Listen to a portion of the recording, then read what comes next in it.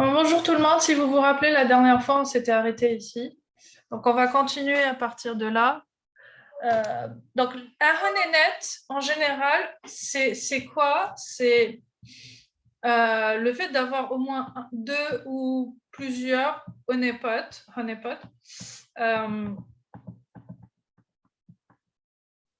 Deux ou plusieurs honeypots sur un même réseau. Donc, c'est intéressant. Pourquoi? Parce que ça va permettre de regrouper, grouper les honeypots différents ensemble. Par exemple, si on a un honeypot avec à l'intérieur un système d'exploitation Windows et un autre avec Linux, ou alors quand on veut mirrorer donc, tout un réseau interne avec un nombre d'hôtes particuliers pour faire croire à l'attaquant qu'il a pu compromettre le réseau. On a plusieurs raisons pourquoi on voudrait mettre en place un honeynet. La configuration d'un honeynet peut envoyer, d'un IDS honeynet, c'est qu'il va pouvoir envoyer des notifications. Donc, quand on met un honeynet, forcément, on doit avoir aussi un système permettant de notifier en cas finalement d'attaque du honeypot, d'un des systèmes honeypot dans le honeynet, afin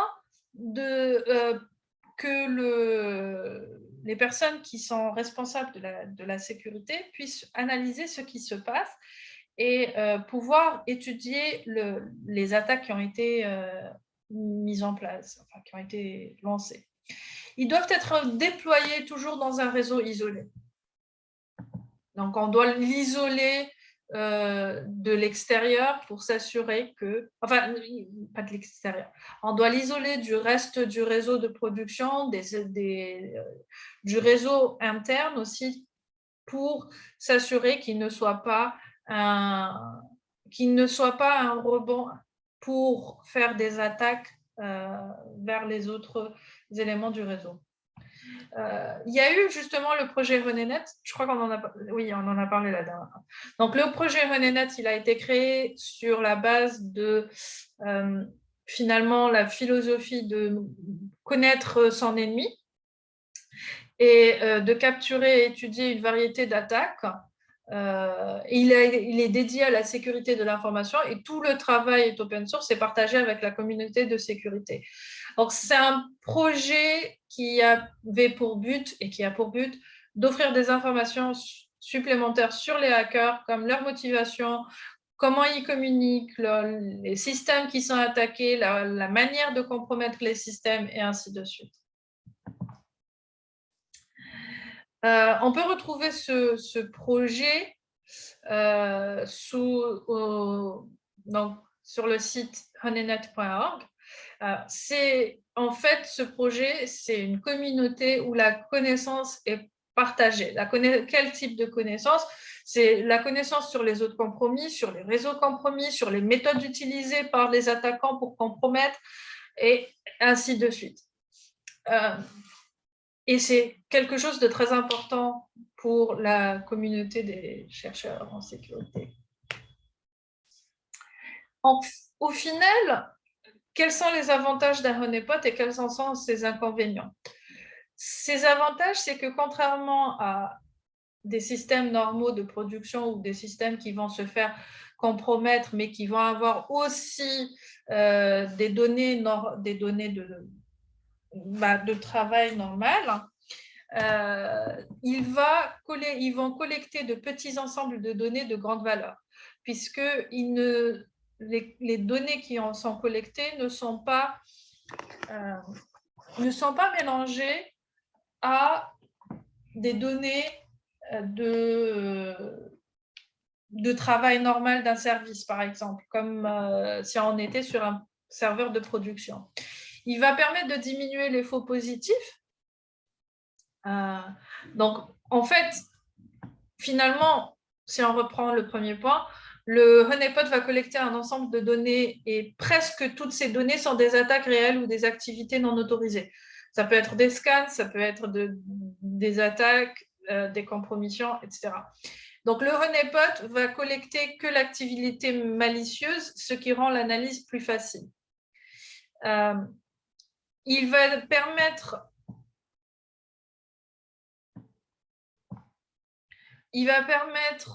de diminuer les faux positifs. Pour rappel, ce que c'est qu'un faux positif, c'est une alarme où il n'y a pas d'attaque. Donc là,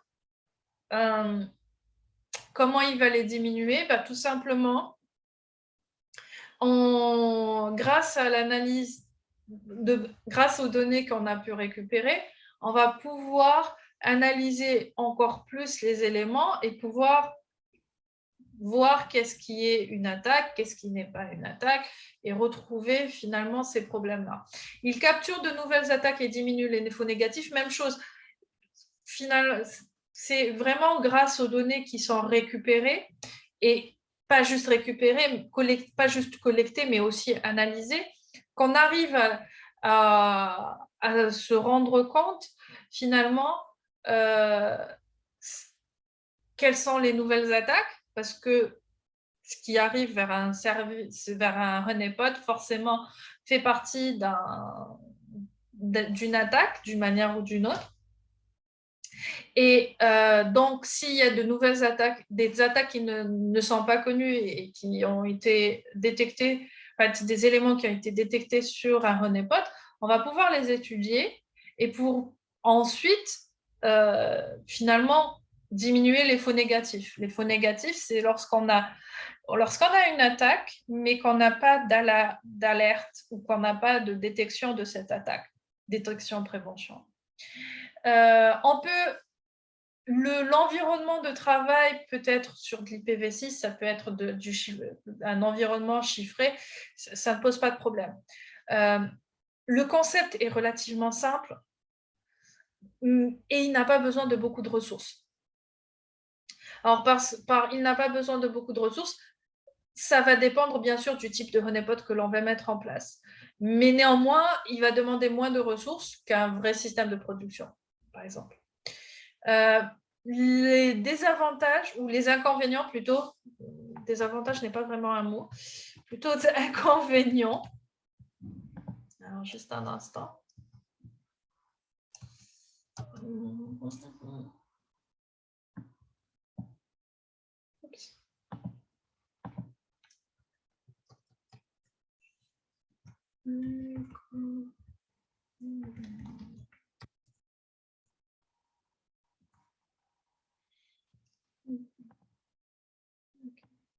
On continue.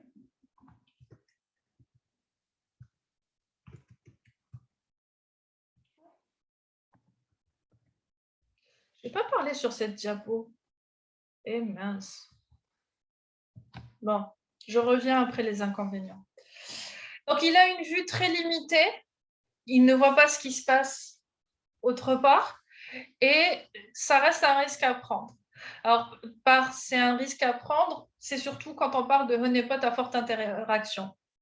Dans le sens où, si on met un honeypot à forte interaction, qu'on ne l'isole pas comme il se doit, il pourrait être utilisé comme étant un système rebond pour pouvoir faire des attaques sur le reste de notre réseau qui ne fait pas partie du système de honeypot. Et donc,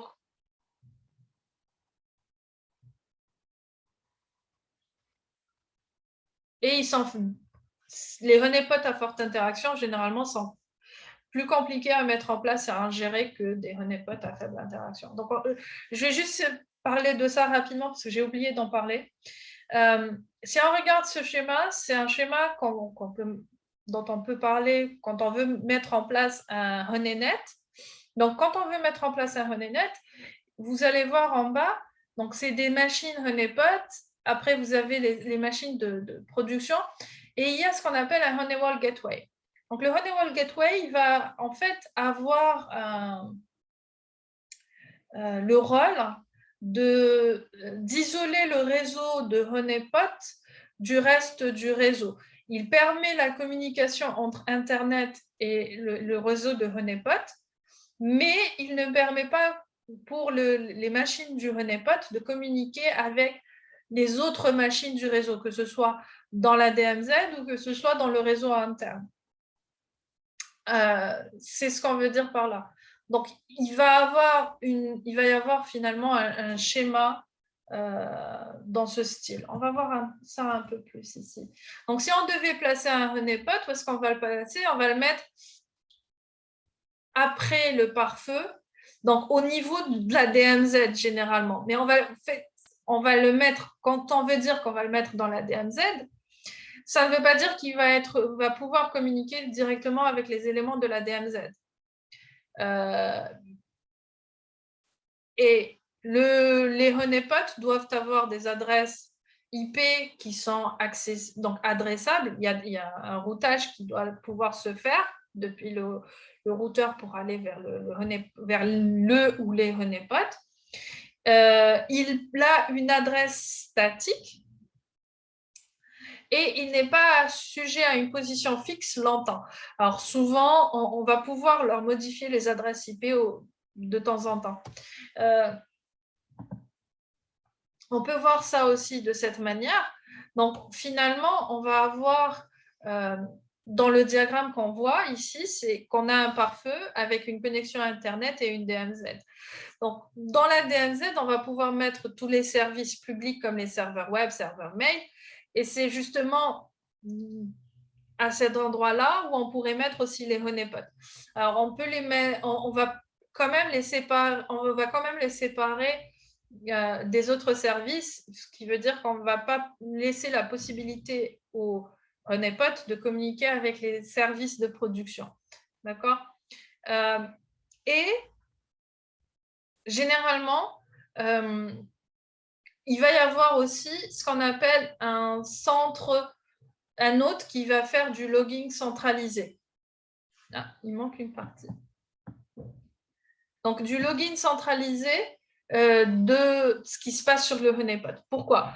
En fait, c'est bien, généralement, quand on a un honeypot, on va faire de la journalisation, on va enregistrer tout ce qui se passe dessus.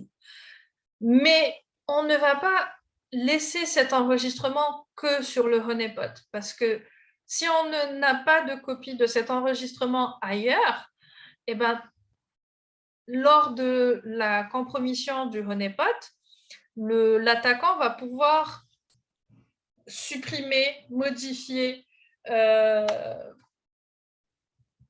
ou compromettre les logs.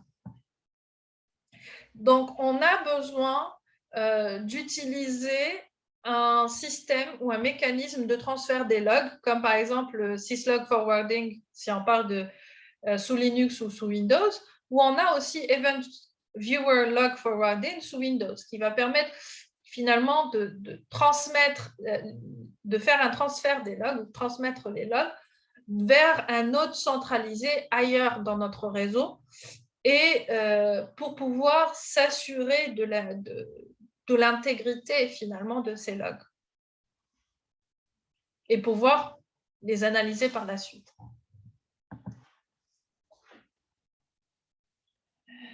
Donc, pour les honeypots, finalement, on va avoir grosso modo, en dehors de la manière dont ils interagissent, on va avoir deux types de honeypots si on parle de physique ou virtuel.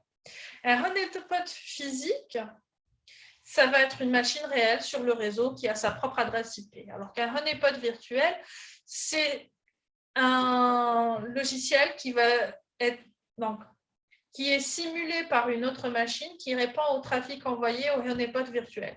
Donc, finalement, il n'a pas forcément sa propre adresse IP, il répond à